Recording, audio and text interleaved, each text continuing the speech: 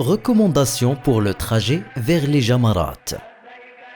En direction des Jamarat, on se remémore le prophète d'Allah, Abraham, quand il sortit pour exécuter l'ordre de son Seigneur, mais que le diable s'interposa devant lui et lui suggéra de ne pas le faire.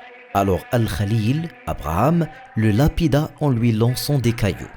Il le lapida à 3 endroits, à la petite Jamra, à la Jamra médiane et à la grande Jamra, qui est aussi appelée Jamra dite Al-Aqaba.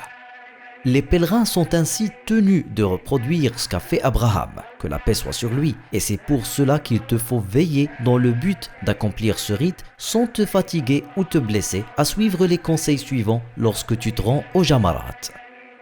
Assure-toi, le cas échéant, de garder tes médicaments en ta possession, surtout si tu utilises des aérosols pour l'asthme ou pour les allergies ou des médicaments pour la tension artérielle et le diabète. Car un état d'épuisement intense, une longue marche et la poussière qui vole peuvent t'amener à subir une crise. Qu'Allah t'en préserve. Veille à éviter la foule lors de la lapidation en choisissant les zones les moins fréquentées autour de la Jamra. Et essaye de rester à l'écart du chemin des pèlerins lorsque tu invoques, après avoir lapidé la petite Jamra et la Jamra médiane, en te mettant dans une partie éloignée du chemin des pèlerins, puis invoque à cet endroit.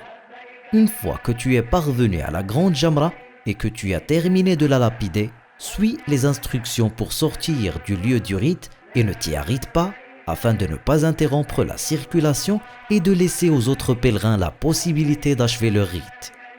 Ne néglige pas le respect des méthodes de déplacement en groupe qui t'ont été spécifiées quand tu te rends au Jamarat ou quand tu en reviens. Car ces méthodes n'ont été mises en place que pour assurer la sécurité des pèlerins et fluidifier leur circulation. Dans le cas où tu as besoin de renseignements, n'hésite pas à contacter le personnel de sécurité et les responsables déployés le long de la ligne Al-Mashaa'ir. N'hésite pas non plus à demander une assistance médicale dès que tu te sens mal. Veille à choisir des coiffeurs ayant une autorisation d'exercer et évite de te faire raser les cheveux sur les chaussées et dans les endroits qui ne sont pas réservés à cet effet, afin d'éviter d'être infecté par une maladie transmissible. Nous te souhaitons de vivre un Hajj en toute sécurité.